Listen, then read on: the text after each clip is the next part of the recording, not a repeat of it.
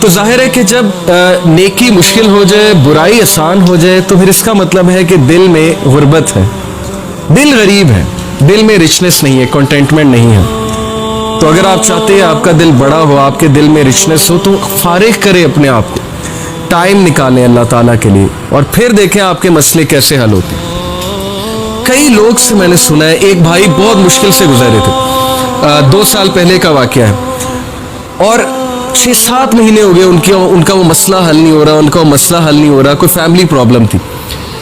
اور ایک دن مجھے ملے and he was so happy، اور انہوں نے مجھے ایک سینٹینس کہا جو میں کبھی نہیں بھولوں گا۔ انہوں نے کہا کہ علی بھائی all it took was one تہجد، that's it۔ لیکن 6 مہینے مجھے کبھی ٹائم نہیں ملا، مجھے لوگوں سے ملنے کا ٹائم مل گیا، مجھے لوگوں سے کہانیاں سنانے کا ٹائم مل گیا، لوگوں کی سننے کا ٹائم مل گیا، لیکن تہجد کا ٹائم نہیں مل رہا تھا۔ all it took was one تہجد، اور میرا مسئلہ حل ہو گیا۔ تو امام شافعی رحمہ اللہ نے کہا کہ میکنگ دعا ایٹ دا ٹائم آف تہجد is like an arrow which does not miss its target. تو باقی یہ کہ اللہ دعا آپ کریں اور نہ ملے یہ ایک الگ بات ہے، ظاہر ہے اللہ تعالیٰ وہی دیں گے جو بہتر ہے، لیکن یہ سینٹینس یاد رکھنے والا ہے کہ all it took was one تہجد۔ تو اپنے آپ کو فارغ کریں، ٹائم نکالیں اللہ تعالیٰ کے لیے، یہ آپ کے ہی لیے بہتر ہے۔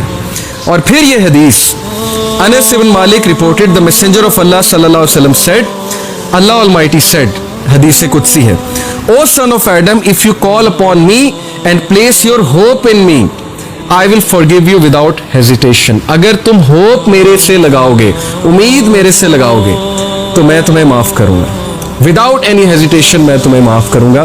O son of Adam, if you have sins piling up to the clouds and then ask for my forgiveness, I will forgive you without hesitation۔ اور اگر تیرے گناہ آسمان تک جا رہے ہیں اور آسمان کی طرح پائل اپ ہو چکے ہیں، کلاؤڈز کی طرح، یعنی اتنے سنز ہو چکے ہیں کہ تم اسراف کر چکے ہو، اور تم مجھ سے معافی مانگو گے، میں تمہیں معاف کروں گا، لیکن سچے دل سے توبہ کرو گے، میرے پاس آؤ گے، میرے سے بات کرو گے، مجھے ریکگنائز کرو گے، تو میں تمہیں معاف کروں گا۔ تو کویسچن یہ ہے کہ کیا ہمارے ہوپس اللہ تعالیٰ سے لگے ہیں یا ہمارے ہوپس کریشن سے لگے ہیں؟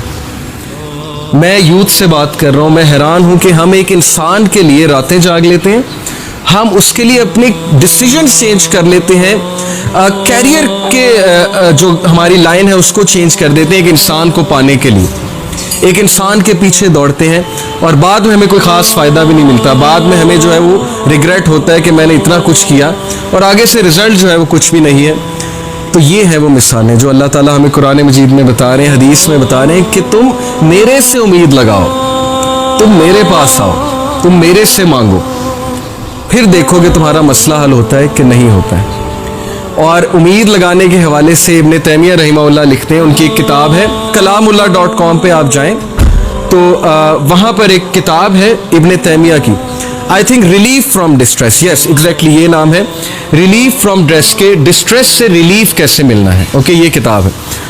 وہ کتاب اس آیت کی تفسیر ہے، لا الہ الا انت سبحانک انی کنت من الظالمین، صرف ایک آیت کو پکڑا ہے ابن تیمیہ نے اور پوری کتاب لکھ دی۔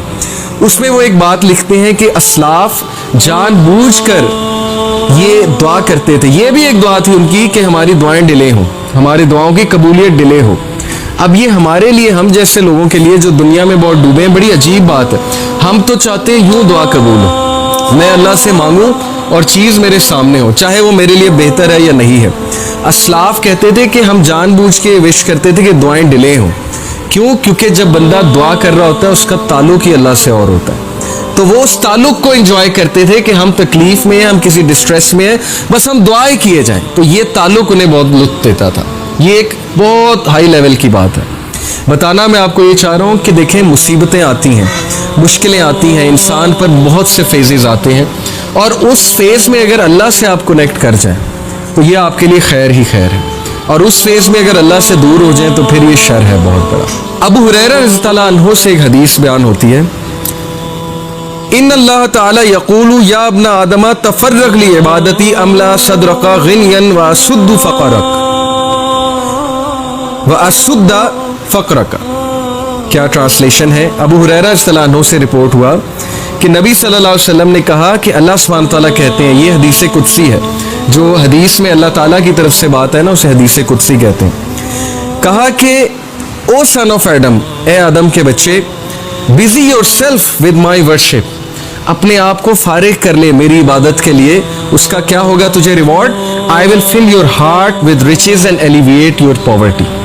میں تیرے دل کو غنی کر دوں گا, میں تجھے کنٹینٹ کر دوں گا, میں تیری ٹینشنز کو دور کر دوں گا, تیرے برڈنز کو ہلکا کر دوں گا, اور میں تیری پاورٹی کو ایلیویٹ کر دوں گا, یعنی ختم کر دوں گا. نماز میں رزق ہے, اس سے یہ ثابت ہوتا ہے نماز رزق کو بڑھاتی ہے. تو دیٹ حدیث از سو ٹچنگ ٹو می. یہ میں نے جب سنی تھی اٹ ٹچڈ می سو مچ کہ ہم کتنا فارغ کرتے ہیں اللہ کے لیے اپنے آپ کو. ہمارے پاس دنیا جہان کی چیزوں کا ٹائم ہے, لوگوں سے ملنے کا ٹائم ہے, ریلیٹیو سے ملنے کا ٹائم ہے. پرائیورٹی کی بات ہے نا. کچھ لوگ کہتے ہیں میرے پاس آپ کے لیے ٹائم نہیں ہے کیونکہ آپ اس کی پرائیورٹی نہیں ہے, لیکن ایک اور بندے کے لیے ان کے پاس ٹائم ہی ٹائم ہے. چاہے وہ جتنے مرضی بزی ہوں, وہ کسی نہ کسی طرح ٹائم نکال لیں گے. چاہے انہوں نے جم کرنا ہے, اسائنمنٹ کرنی ہے, پب جی کھیلنی ہے, جو بھی کرنا ہے, ایک خاص دوست کے لیے ان کے پاس ٹائم ہوگا, جو مرضی ہو جائے. لیکن جو پرائیورٹی نہیں ہے اس کو وہ ہمیشہ یہی جواب دیں گے کہ جی آپ کے لیے میرے پاس ٹائم نہیں. تو اللہ تعالیٰ کا وعدہ ہے کہ جو اپنے میری عبادت کے لیے اپنے آپ کو فارغ کرے گا تو اس کا رزلٹ یہ ہے کہ میں غنی کر دوں گا. اور غنی ہونا کیا ہے؟ یہ ایک پورا کانسیپٹ ہے, richness of the heart. Many of us are rich from our clothing, rich from our material outlook. But ہم میں سے کتنے لوگ اصل میں دل سے غنی ہیں؟ دل کا غنی ہونا کیا مراد ہے؟ Contentment, self fulfilment. بہت سے لوگ کنٹینٹ نہیں ہیں, بے چینی ہے اندر.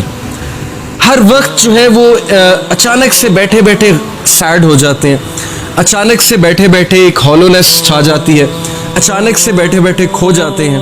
اوکے, یہ ہے دل کا غریب ہونا.